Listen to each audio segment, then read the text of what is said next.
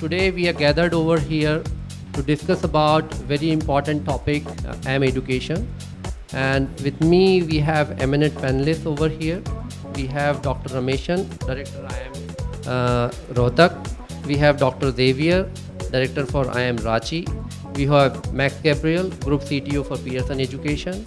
We have Dr. Venkatachalaman, Director for Bharatiya University. We have Gauri Gupta, Lead for Strategy at National Skill Development Corporation. Myself, Bhupesh Deharia.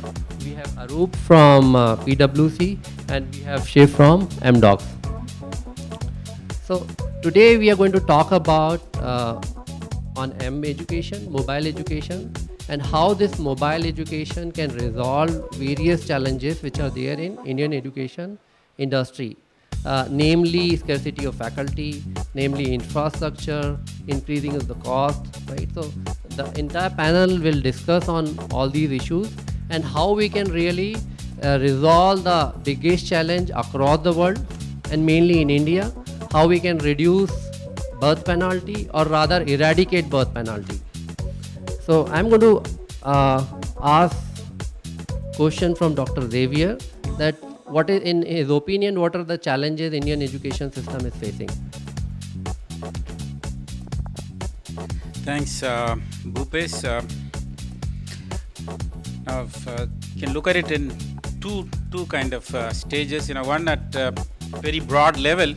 What are the problems with Indian education? I think India has the largest amount of trained scientific manpower or managerial pool and so on and so forth. But when it comes to the quality of people, then it is awfully bad. So how do you really improve the quality of education in this country? That's one big challenge. And again, there's a big difference between the quality of education at some of the premier institutions and at the third tier, fourth tier kind of institutions. So bridging the gap is going to be a big issue. Then other major problem is the equity. I mean, now it has to be inclusive. Unfortunately, higher education has been a forte of middle and upper middle income people. Now, how do you ensure that the best talents from the rural areas also could be covered in this? And the third biggest problem is the kind of expansion. Today there is a huge demand for higher education, and how are you going to meet that kind of a demand? That's another biggest challenge. We don't have enough teachers, we don't have enough institutions, so this is going to be the third big challenge. This is at a very broad level, but at a micro level, for example, in the higher education, today teachers still continue to have the mindset of lecturing. That's a big problem. Now the modern day students are not actually willing to sit and listen to lectures. So I will not also continue for more than 5 minutes. I'm kind of going to stop here. How do you really manage it? They are a lot more comfortable having a mobile device and then SMSing among themselves within the classroom. Now, how do you take this notorious behavior in the classroom into an advantage by offering education in the mobile itself? Could be something, it's a big challenge.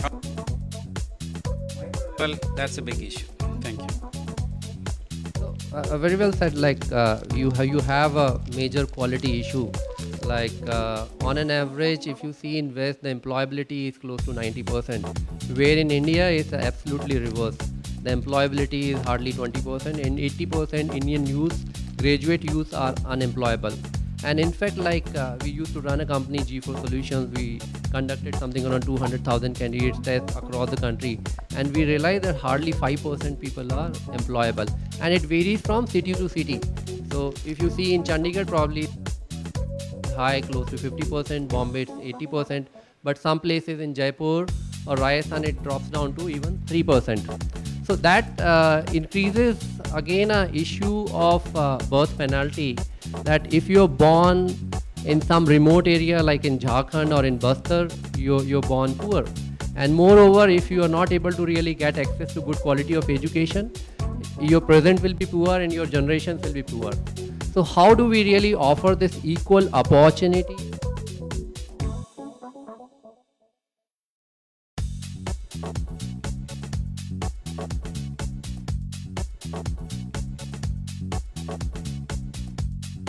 Skilled manpower pool of 150 million, right? How you think that this mobile and digital infrastructure can really help you to achieve those kind of dreams? Let me talk from the perspective of vocational education, right? Because that's essentially the area which NSDC is focusing on, right? And just to give you an idea, vocational training is not only limited to construction workers or plumbers and blue collar workers, right? It involves any kind of skilling or upskilling that will result in a person either getting a better job or a person getting a new job or a person becoming self-employed. So even if you're upskilling a lawyer to become a part of the legal process outsourcing industry, it amounts to skilling, as we are calling it, right? So we are moving away from the realm of vocational education and moving to what we are calling skilling, right? So let me talk of the challenges first, and then how technology can be used to address those challenges. So the two biggest challenges in vocational training is the first one being, how do you reach the remotest areas, right? Because a lot of vocational training needs to happen in the hinterland of India, right? So how do you reach those people, and how do you attract them to become a part of the industry to get skilled? The second challenge that we face is that employers have lost faith in the vocational training system, right? So what is happening is that a lot of people get skilled, but employers will say that these people are not employable, right? So they're not willing to pay a higher salary or wage, right? And we as organizations who are looking at this space have no clue, right, as to what is happening to the people after they're getting skilled, right? In the sense that, are they getting jobs? What is the kind of salary that they're getting? And I think both these challenges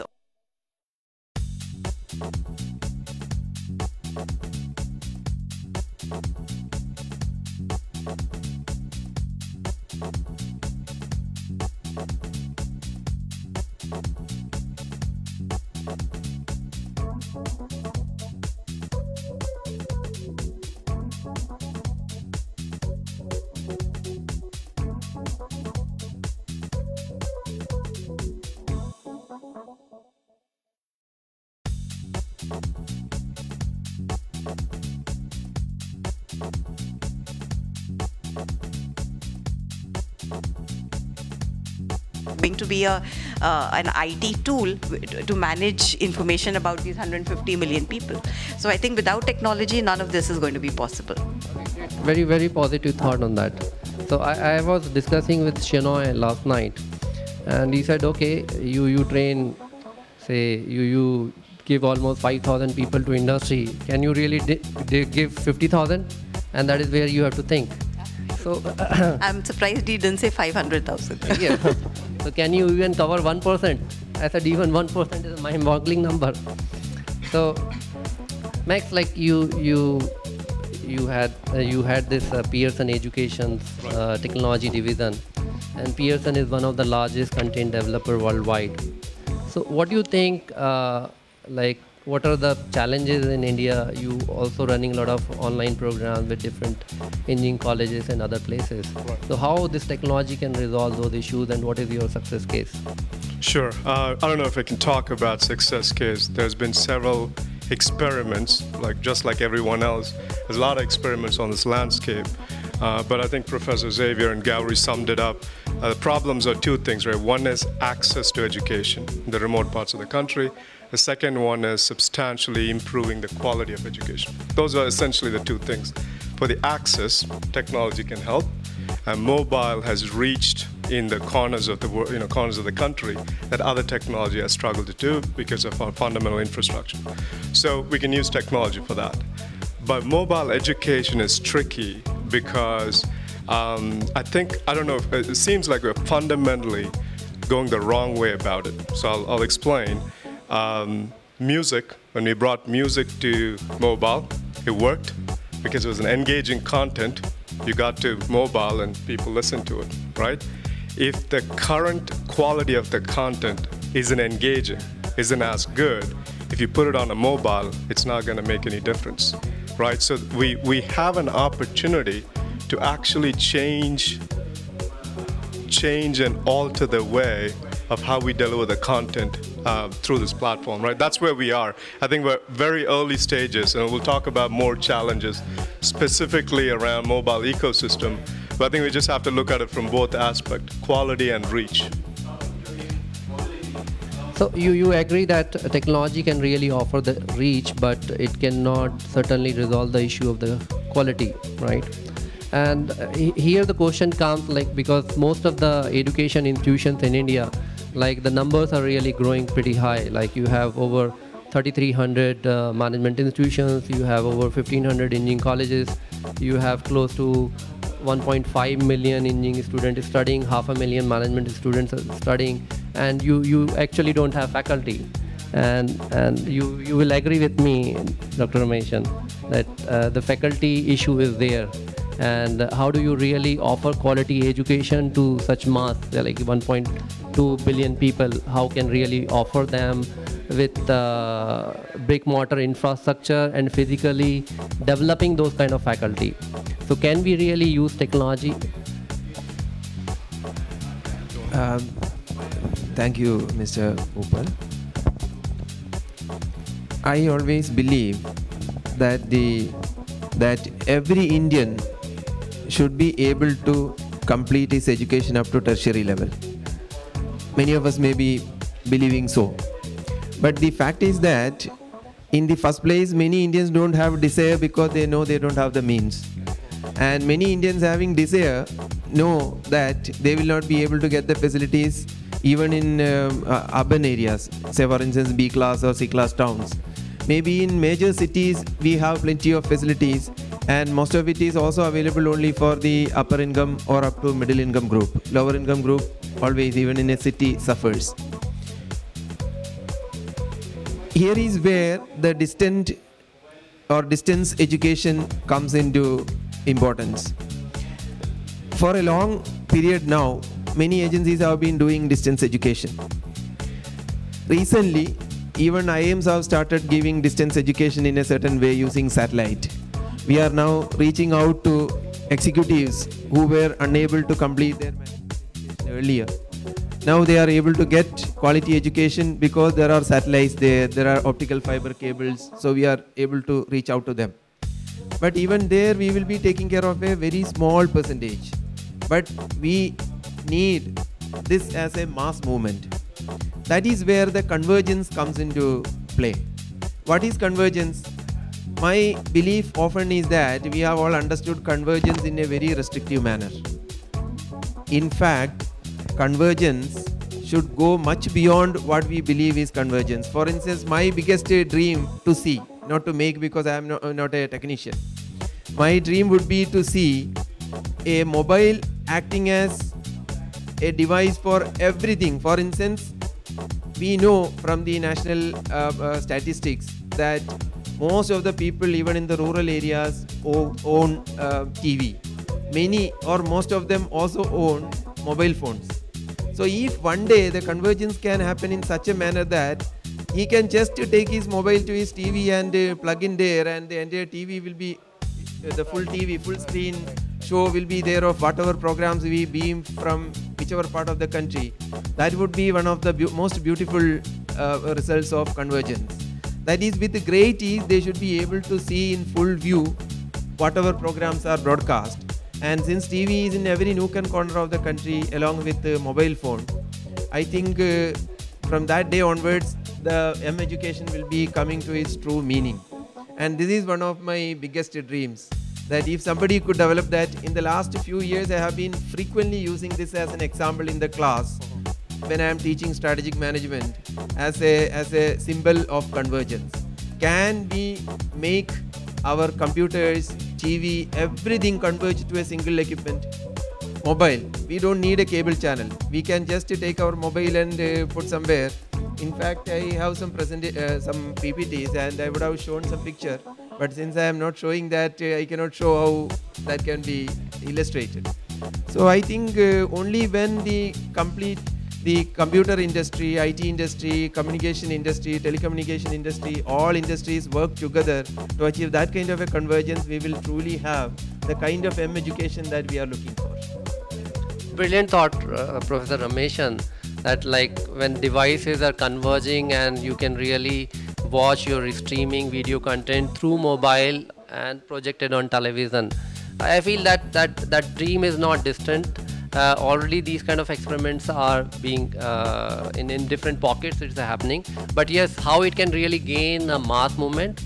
Can we really ride on the mass user base of 900 million? Can we really offer these 900 million people education through mobile? Yes, that's the challenge. Not offering management education to limited people, maybe in thousands. So Arup, I feel like you have a lot of things boiling in your head, right? So can you share some of your thoughts with us? Yeah, sure. Thanks, Bhupesh. Actually, I'd like to start with an experience which I recently had. But before that, let me give a brief background. As a student, I was a shy and a timid student. Still I am. But as a student, I was really shy. And I was not of those students who would put up their hands to answer in the class. And whether I knew or I didn't know, I would leave that to my louder friends to correct my answers, my interactions during those classes. The other day I was in one of the presentation sessions where every one of us was given an iPad. And I am sure many of you probably, Gabriel would be knowing this as an experience. And what happened in that presentation, the presenter became our teacher, and we have a mock class where, we have the entire material on our iPad as the teacher is teaching in the class. And as Professor Xavier mentioned, the quizzes are coming to each one of our iPad, and we are made to answer those questions. So each one of the students are actually participating in the class, and without any shyness. And the marks and the results are being monitored by the teacher. And we were not supposed to take notes, because all the points, all the animations, and we were taught the planetary movement, and on the iPad we can see the actual movements while the teacher taught us. So we do not need to spend time in taking notes. We are fully concentrating on the analysis and the synthesis part of the class. And also what happened in that absorption and assimilation, it helped a lot, and we really liked that learning experience in that presentation. So, gone were those days when we had in our classroom. I feel that students today are really enjoying the learning experience through some of these new techniques of learning. With learning, today we see e-learning, and tomorrow we will see AIM learning. For example, in January we have that Mobile Learning Week organized by UNESCO in participation with Nokia. Similarly, we have the Mobile Alliance Group today, softly launched by USEC. So all these things are happening around the world on the mobile education. And as Gabriel rightly mentioned, these are very premature at this point of time, but we definitely will see a lot of these things happening, and already it's been happening in India also. In India, there are lots of initiatives on these mobile learning that we see today. And I can share some of them which I have, here.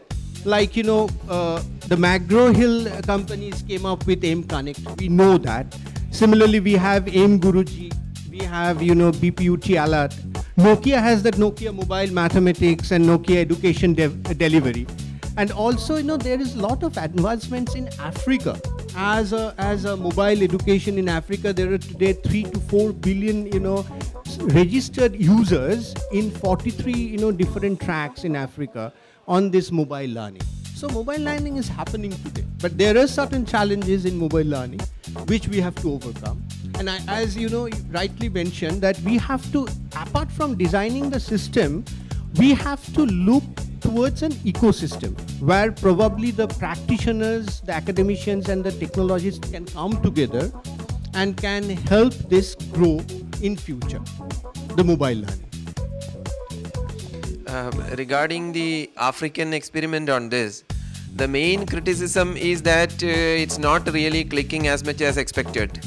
The reason is that, you know, as already mentioned by Mr. Bhupan, the mobile phone is a small device to show the full view of whatever we want to show as education. Only when people are able to see a full view with enough of clarity, they will be really enjoying this. So there is a criticism today on against mobile education with respect to the African experiment, mainly because of this. Because the people are not really able to enjoy. Education has to be enjoyed. For instance, many of our children, even in a physical classroom, are not willing to spend enough of time in studies because they don't really enjoy. Some of them enjoy, some of them don't. The moment they start enjoying, everybody will study well. It is where the convergence and technological support would be very crucial. TV, nobody needs to compel anybody to buy TV. And today, mobile phone is a fashion. Even a person selling fish in the market will be holding a phone. He will tell, wait, let me talk. So that is a kind of popularity for mobile phone. Or it could be some other equipment. If we can devise something like that where they can get a real enjoyment with the educational beaming that we give, I think it will catch up, and even those who are not able to go to formal schools or educational system will be able to get reasonable education at home itself. No, that's a big challenge, that if you are really teaching somebody, and that too in a distance mode, pure text on a small device cannot really retain your attention. And if you have to really bring life in teaching, and you need to really bring an entertainment component or stickiness, the good quality video is very critical, right? Because even if you see in a coaching classes or typically in India, the guru and student relationship, student worship faculty. So until unless they don't see the image of the faculty, and that too purely video, it's very difficult to really grab attention. So yes, there is a big challenge, that how do you really transmit video on these smaller devices. I feel that we did experiment like in last 1 year, and then we realized that yes, at least you need to have at least 7-inch screen, right? So 7-inch tablet could be the smallest device wherein you can really have interactive education, wherein the faculty can view your video and you can view video of faculty in a interactive way rather than in a canned content. Because in a canned content on YouTube you have tons of canned content, and retaining student attention is again becomes very difficult. So yes, you're absolutely right that yes, we have to really move on that front. Yeah.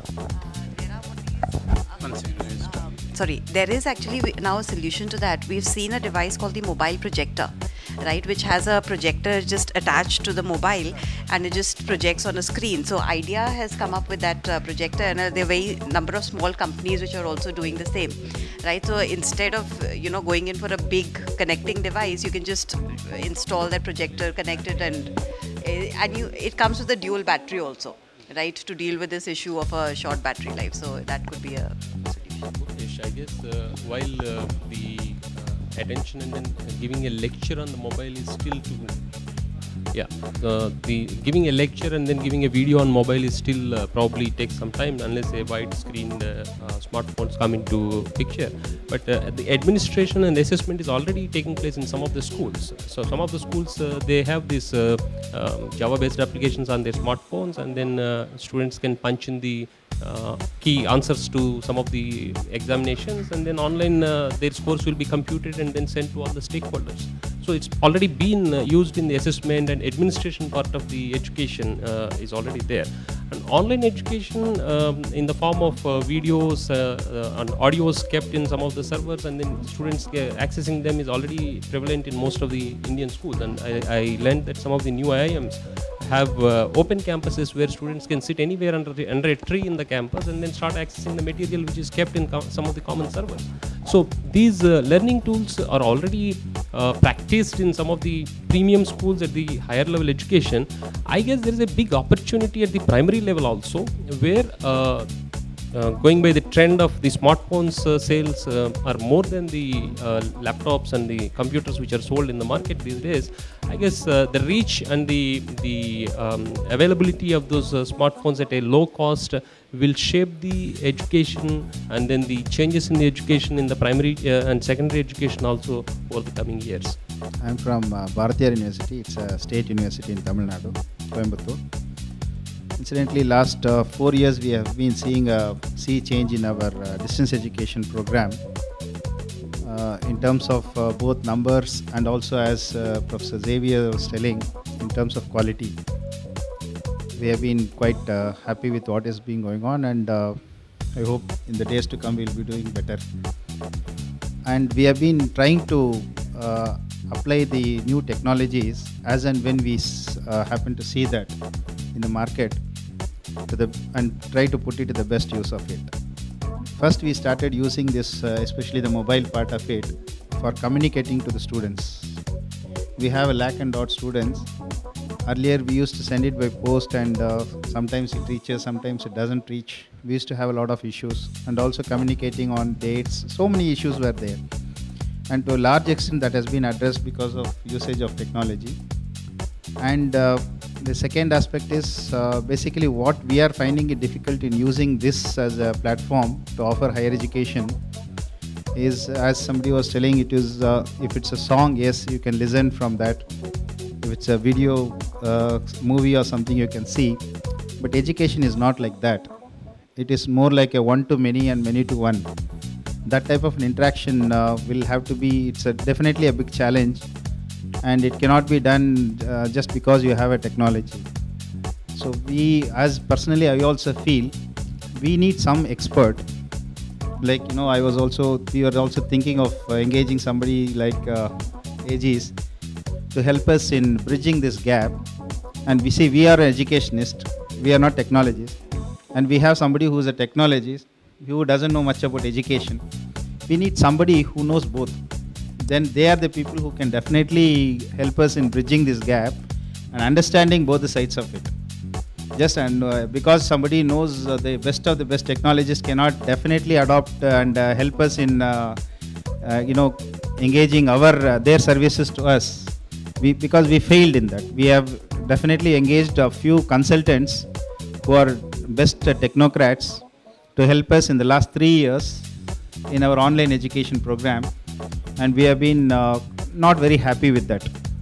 And in the last 6 months time, we had engaged a Chennai-based company. I can in fact tell the name of the company also. It's a Max Value, who have definitely helped us in popularizing this online program.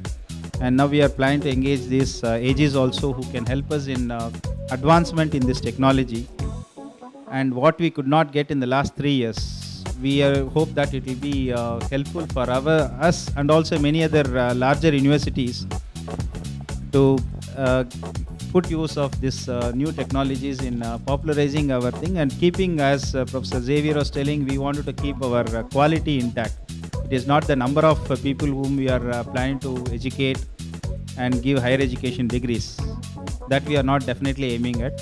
We want to see to that the kind of, if a person is studying in a classroom ambience, what exactly he is doing, at least we want to simulate that to an extent possible. I know 100% we can't replace a professor who is physically present in technology, but to an extent possible we can simulate certain things and see how exactly this technology can help us in delivering our results. And also the geographical spread, what we used to do and what we are doing and what we will be doing, and definitely has taken a lot of change. We are setting up our centers abroad, and also our online education partners are helping us getting students, and we are also quite opening up our vision also. We are not the typical government agencies where we close our eyes and say, this is my rule, you follow that. We are also opening up in terms of examination conducting. We are also changing the exam pattern to suit the latest technology and also the online service providers. And another thing is the cost of education. I have seen, at least in the last 5 years, it has come down drastically in distance education, thanks to the technology again. What we used to print in bundles of books, for example, if an MBA program, we give 9 books per year and 18 books he has to carry. And we are also planning to give something similar to Akash, what our tablet system, some 2,500 or 3,000. And in fact, if we discuss further with our technology consultants, they will be able to give us a better concept where we can do it for even 1,500 rupees if we are able to do a bulk purchase of 1 lakh, 2 lakh pieces.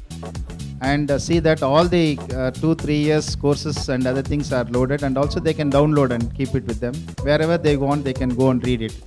So that's another concept which we are thinking. So for all this, we need a person who understands education and technology. That is my point of view. Thank you. Education institute, you really don't require some technology guys who sell you black boxes of technology, and then you keep on wasting your resources and keep on really experimenting. And this problem we also face at our school. So there are a lot of technology providers in Ireland, and they give you the solution, and integrating those solutions to fulfill your need becomes very difficult.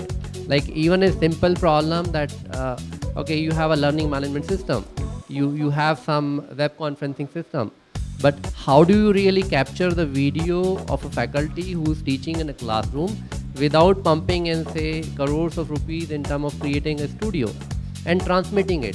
So even if you create a studio, you need to really put a faculty in chair, and the moment you put a faculty in a chair, the faculty loses and the faculty cannot teach. So the faculty need to really teach in a real life environment where they can write on the board, they can use Excel sheet, they can do PPT, they want to show movie, they can do that.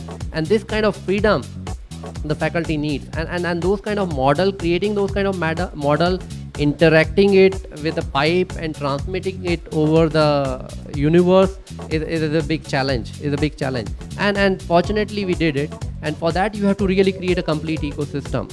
So the ecosystem, you have to have somebody who can really capture your lecture in classroom, right? And you need to really train your faculty as well at low cost.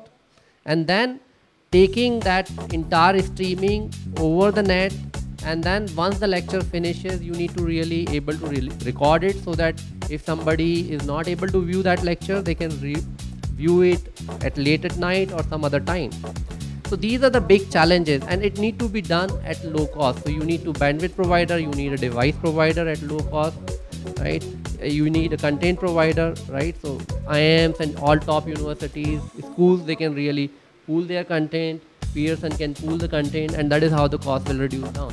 While the technology innovation can create new avenues of delivering the lecture, I guess the academia has to come forward in designing the curriculum and the pedagogical methods to suit the content to the new medium of instruction. For instance, we talk about the Minchberg's experiential learning as a key area, key device to learn or impart some of the management concepts. While technology learning, technology videos can be created through simulation and that can be shown in videos, management thought and leadership training has to come from experiential learning.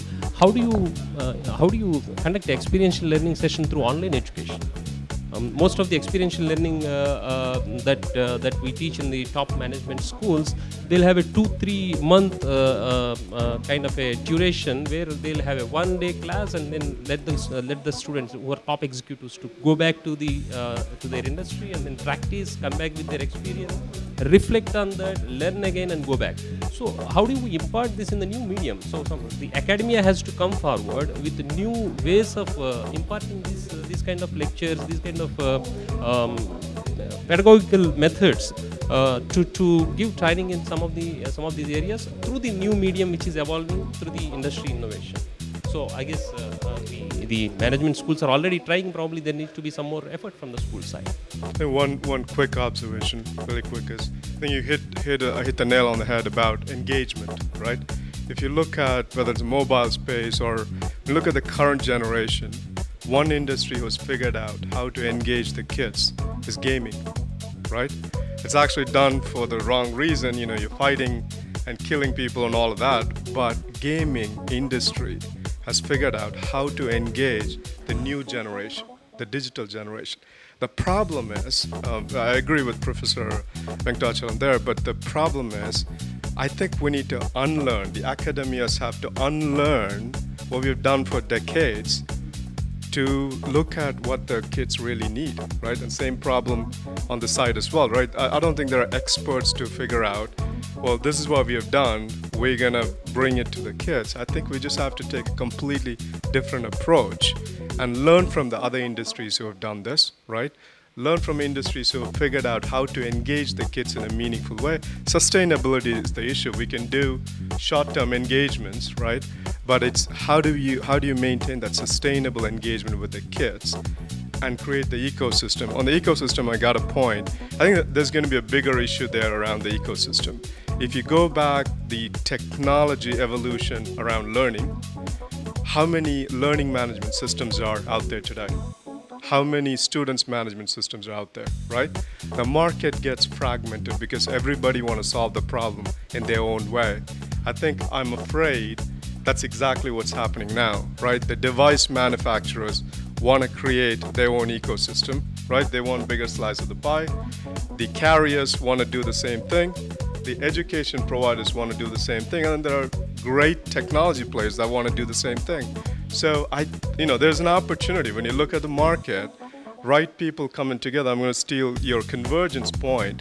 It's actually the right people coming together and figuring out and building the right ecosystem, which is actually open and learner-centric, right? The learner gets left out. When you look at device, carrier, content, all of it, the learner gets left out. It's actually figuring out what is that learner-centric ecosystem that works and actually take into the market. And I think today there is a gap there, right? Because everybody want to own that. Everybody want to play into that. Apple had done that in North America, right? Rightfully so. They own the device, they own the platform, they source the content from the right players, they own that. Because of that model was so successful, everyone else want to replicate it. And I think we're going to fragment and flood the market pretty quickly if we don't get the right people, really motivated people behind it to create an open ecosystem that's done in a coordinated way.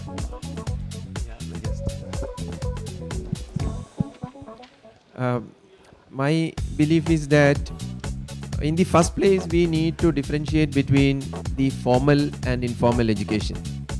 Maybe what he said just before me would be applicable more for informal education, for instance learning from gaming or similar kind of situations. But if we are talking about formal, the approach needs to be slightly different, and the approach may not be much different from what we are practicing, maybe only implementation in a slightly different way. Whereas if we come to informal, there are quite a few things to be looked at, including learning from the new experiences for kids, etc.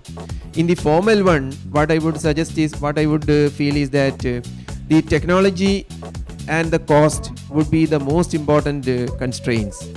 And I would say conceptualizing implementation would be much easier.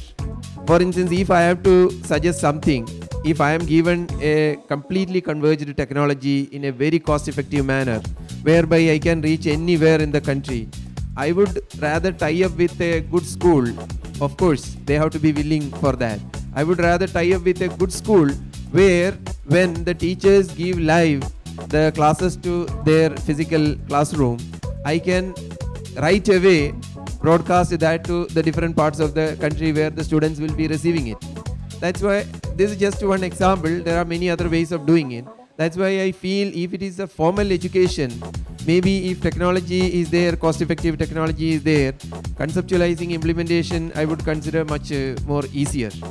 But when it comes to informal education, things may be even beyond. So really quick, just to reboot on that. I agree with you. I don't think it has to be drastic, but I'll tell you, in NASA, and take some of the most advanced engineering, they're all taught and learned through simulations and gamings, right? So I'm not saying create Angry Bird games for every one of your subject, but take the concept and figure out how to make it engaging. The point here is, if a kid doesn't read a book, putting it on a tablet is not going to make him read it, right? Simple. So you got to make the content engaging. If the professor is not engaging enough, streaming it through video is not going to make it any more engaging, right? So that's what I'm talking about. We just have to change the concept. I guess that's correct. It's not just engineering anymore, going through the simulation. I guess if you take the corporate strategy or marketing in top schools, I think the marketing, strategic marketing is taught through only simulation. The capstone kind of a simulation will happen, and the students, while doing, they start learning it. And that kind of faculty sitting away and then making students take the center stage and start learning is already happening in some of the schools. And then I think it's going to catch up, because that gives the students a practical approach, practical view on how things really happen in the market. And the next best thing to seeing it really is through simulation only. You cannot really go experiment and burn some cash before you get the learning. And the second thing is, I don't think there is a formal or informal way of learning, because if you go to the learning guru, Chris Argyris, he keeps wondering how to make smart people learn. And the way to make smart people learn is different, and it definitely not in the classroom where the person starts arguing with you on what he knows is much better than what the faculty is teaching, or what it is different from the realistic market picture. So there needs to be some definite tools which makes him experience the different scenarios. Maybe it could be behavioral role plays, simulations, or the videos, dramas. All these things will come into the classroom, and that becomes a formal way of learning going forward. Okay. Was different, like in a sense that we need to really differentiate between informal learning and offering a formal education. Like, so when we are talking about offering MBA program over online, right? So this is a different ball game, right? And there you cannot really disrupt the whole model which has been running for hundreds of years, right? It will take time, right? So even we are open-minded, but it will take some time to really unleash that. Yeah, I think looking at the discussion that's going on, fundamentally we have to rethink education, or reinvent education. I mean, that's a crux of the whole matter. Mark was saying, I mean, it has to be learner-centric, which is typically a Western approach to education. Okay, I would say it has to be guru-centric. I mean, so how do you build a guru-centric kind of education system? We need gurus. Now the gurus, the ancient system, how did they do it? I mean, the entire thing was through debate. And then, the guru and the Shishya, they engaged in a debate, and then they came up with new knowledge. So today, I mean, we have forgotten about education. All that we are talking about is some skilling. I'm sorry, that will give you jobs. I mean, that's what we think is education. That's a fundamental mistake. Okay. Now, how do you really bring that into education? How do you use these technologies? We don't have to cut our leg to suit the technology, right? We should rather actually get the technology to suit our needs. So, fundamentally, if you agree that we need a guru-centric education system, and it has to be through engagement in terms of debate and discussion, how do you do that? The one thing I have done is pre-class, in class, and after class. This is what I have done. Pre-class, before every session, there are readings, there are videos which are already put there, and they have to go through that, and then they have to comment on that, they have to engage in a discussion. I'm actually using your open class, Pearson open class. Now, during the class, there are again assessments, constant monitoring. So students are engaged. I mean, so polling, everything can be done using technology. So it's a debate again. So they don't come and actually teach. Lecturing is not actually, it's dead.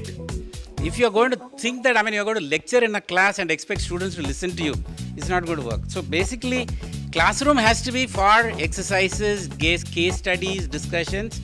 It's a debate again. Post-class, what I have done is, social media integration. Once it is social media integrated, students again go and actually post comments, start threads, engage in discussion, bring in a lot of insights into the whole thing. Now, I am also using analytics where, for example, we measure where is progress, how it is happening, and then how you can actually, so there's an individual feedback available for every student, individual feedback available for every faculty. So this is the kind of a model I'm working on. Unfortunately, as you said, I mean, today everybody is trying to create their own kind of a ecosystem. LMS vendor, he tries to push only his product. E-learning vendor, he tries to only push his product. So I said, no, don't try to sell me your product. I want a guru-centric education system. I want my gurus should be able to reach out to everybody. Technology has a huge limitation. I mean, if I want to teach more than 200, 300 people, they cannot interact, even through a distance mode. At any point of time, more than 2 people, 3 people, they come, ask questions. If you have a hand raise, then the whole thing will choke. So I'm really looking at some kind of hub and spokes, tiered model, various things. I'm suggesting technologies so that actually we'll be able to solve this problem. We are still not there. We're still not ready for a guru-centric education system. But certainly, I mean, the efforts are on. I mean, if you put all these technologies in the right way, assemble it properly, we will reach maybe in another 3 to 5 years' time. Actually, my observation so far is that we are mostly talking about education in a certain category or certain class. Whereas in all my statements, I was trying to pull the group to the mass education to everybody. If we remember the statistics, we know that only 20% is the tertiary education enrollment. And where is the 80%?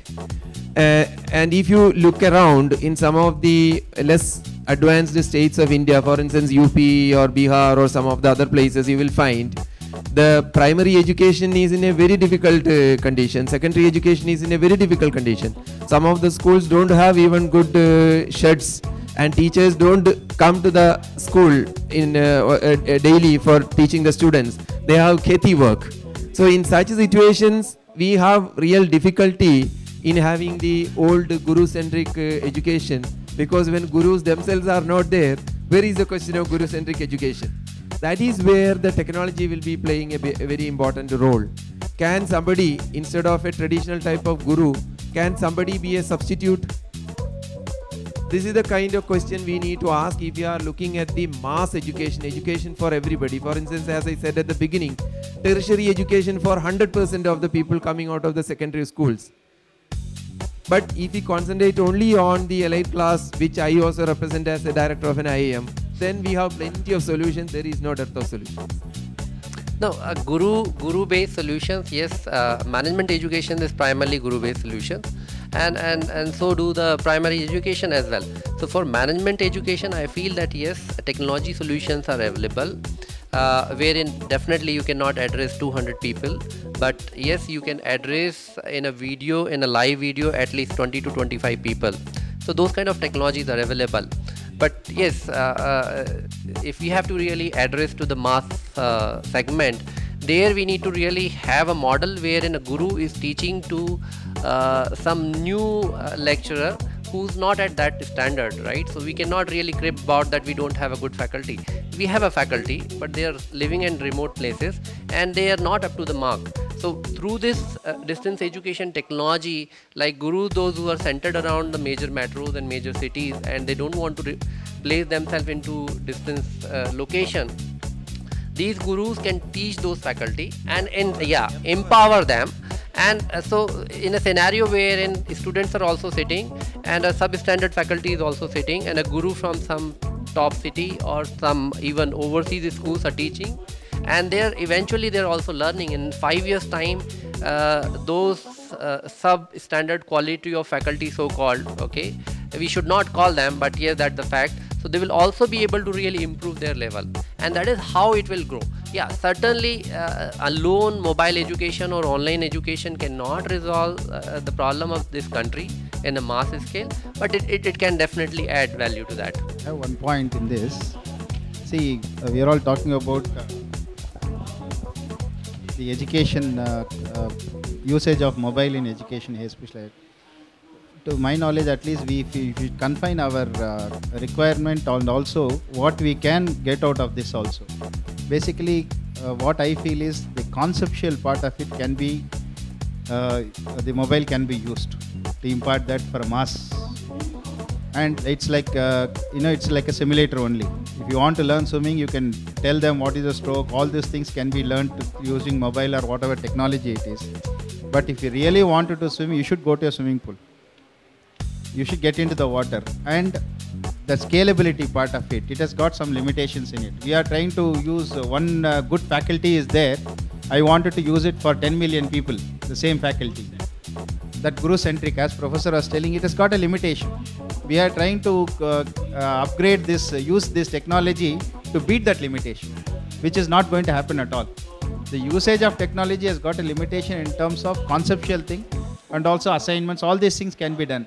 But if you talk about the debate and interaction with the student or guru and student, I don't think technology can help us to that extent, because there is a limitation of scalability in this.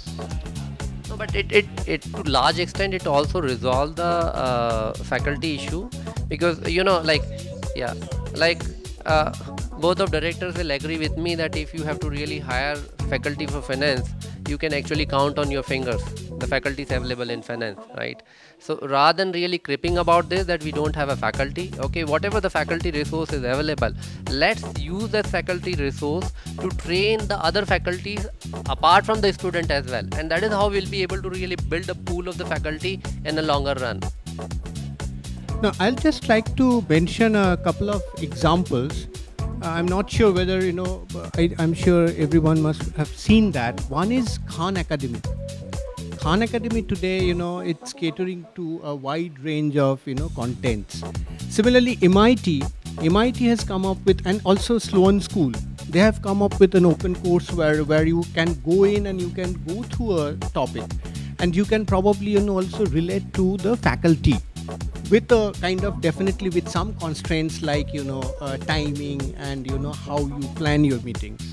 Similarly, I met the Vice Chancellor of Manipur University. Now, because of the reach of Manipur University, what he's been doing, he's been using the fiber optics cable of Railtel and getting faculties from Bangalore to address the students of Manipur. And that's been happening for the last 2 to 3 years. So that is how probably technology is reaching out and is helping for the spread of education.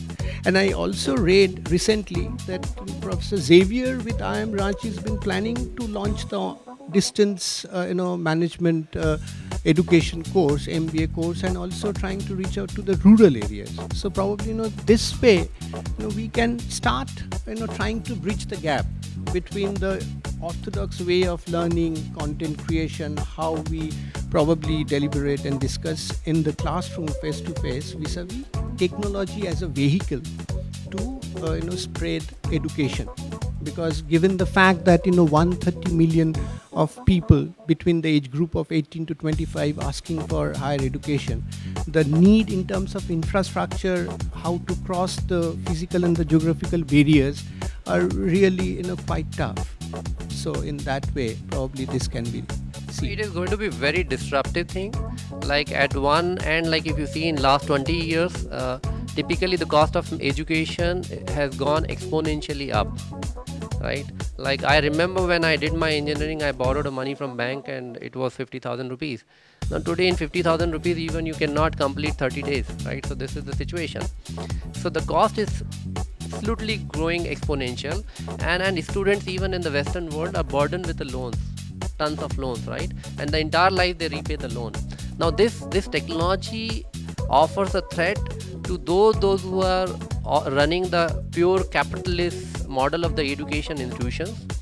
And you in Khan Academy is absolutely disruption, right? So the entire content, best of the content is available free of cost, canned content available online.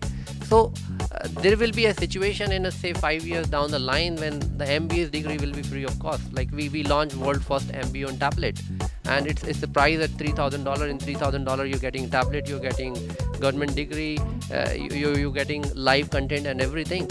So in another 5 years time you will see that yes, this MBA, and we are even planning, can we really offer MBA on free of cost and still make money?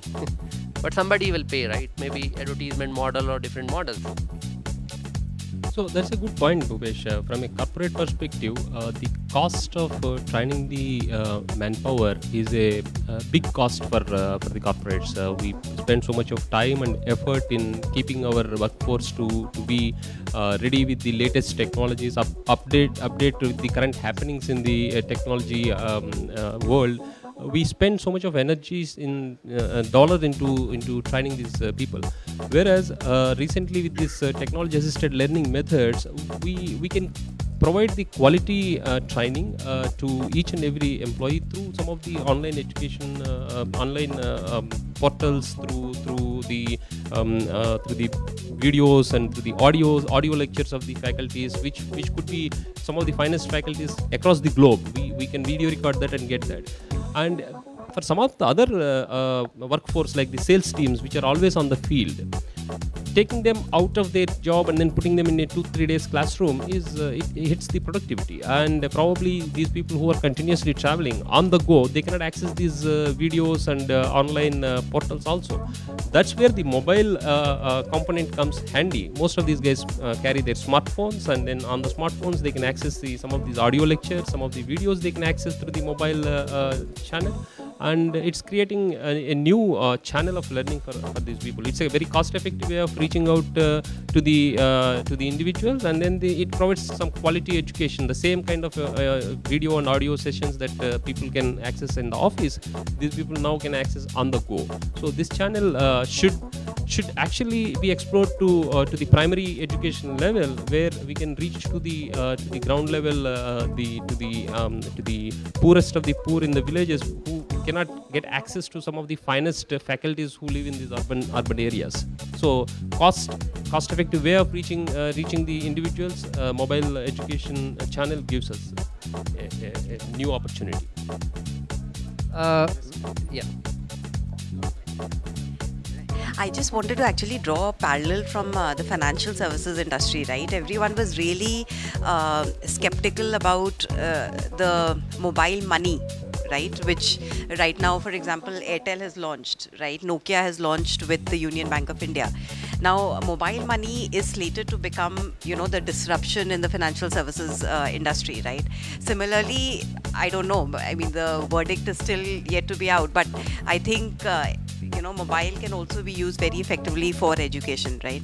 And to your point about people on the go, I think that's a very very valid point, where mobile is being used. For example, a lot of the large companies, Reliance Insurance, etc., for training their sales force, they're using the mobile technology. Just one comment, Bhupesh. See, basically, it is not putting, for example, what was there in the book in an electronic form. It's not education. See, you have to build interactivity. I mean, if you think we can convert into video, add some games, exercises, and then package it and sell it, yes, that's today possible. But then the paradigm shift that everything is becoming interactive, and then everybody is going to shift to mobile hasn't happened as yet, because there are limitations. That's what I'm telling you, because you need to build that interactivity into the whole thing. Now, the interactivity today, even on a broadband, even on 4G, it is not there. I'm not there. More than 4 guys, if they come in, actually it gets choked. This is where I am at a loss, because it's not going to reach. So the guru-centric model, guru is there. You can actually broadcast to 20,000 people or even 2 million people. But then how many can actually interact with the teacher? So that's where technology solutions are needed. I am talking to IT companies to give me a kind of a tiered architecture where the guru can speak to everybody, but then those people can speak to tutors or some kind of call center kind of a setup, where they can talk to the next level of tutors who are trained by the guru, so that everybody gets the benefit of the guru, but at the same time I am able to teach 2 lakh people with so many call centers and then different tiers and so on and so forth. This is also not there. I mean, technology feasibility is there, but I don't think we are there. So interactivity is the big thing. So we have to go a long way. No, it's a function of a bandwidth. Like if you see, at least we are in the best of the time in last 100 years, right? So if you see in last 100 years, whatever the investment has been done in education has proven to be the best investment for the human development and economic growth. And if you see in last 15 years, we have really crossed a big milestone. Like I remember in 95, if you have to really open a web page, it used to take 2 to 3 minutes. Now today at least you have reached to a level wherein you can really watch a streaming video, you can watch a live interactive video, though limitation is that yes, 4 to 5 or 10 or 25. So those are the thing, and of course like in a say time to come, maybe in a 10 years time, we will see even the 3G projection systems are there, right? Wherein you can really project the faculty's image, 3D image inside the classroom. So those kind of the things are there. But Professor Ramesh, like we we are running over the time.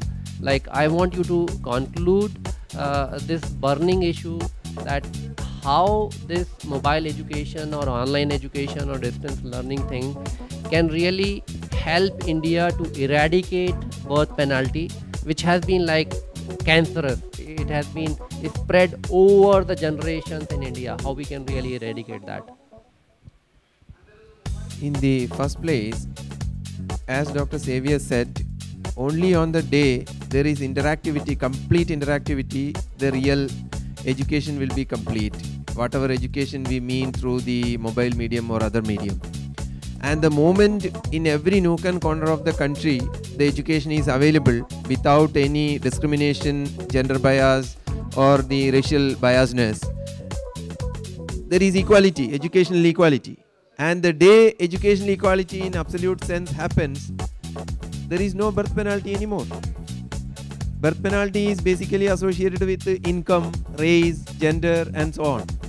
Only point is that in order for this technology or this opportunity to be exploited, of course the mindset has to change. For instance, if a particular village or a community decides that our community members will not avail of this education because we don't agree with it, then there is a problem. If that kind of a social inhibition is not there, everybody is willing to participate and the technology and the facilities are available, then automatically this will go, this penalty aspect will go. But I am sure at least in the next maybe 10 years or 20 years, I don't think this real revolution is going to come where absolutely everything is equal from educational point of view. Maybe I don't know whether even 20 years would be a very optimistic kind of projection. Years of inequality cannot be eradicated in say 10 years. So even if you have to wait for 50 years, probably in our lifetime, it will be a good thing. Thank you so much. Thank you so much for sparing your time and coming over here and sharing your valuable thoughts. Your thoughts are really important for this nation. Thank you so much.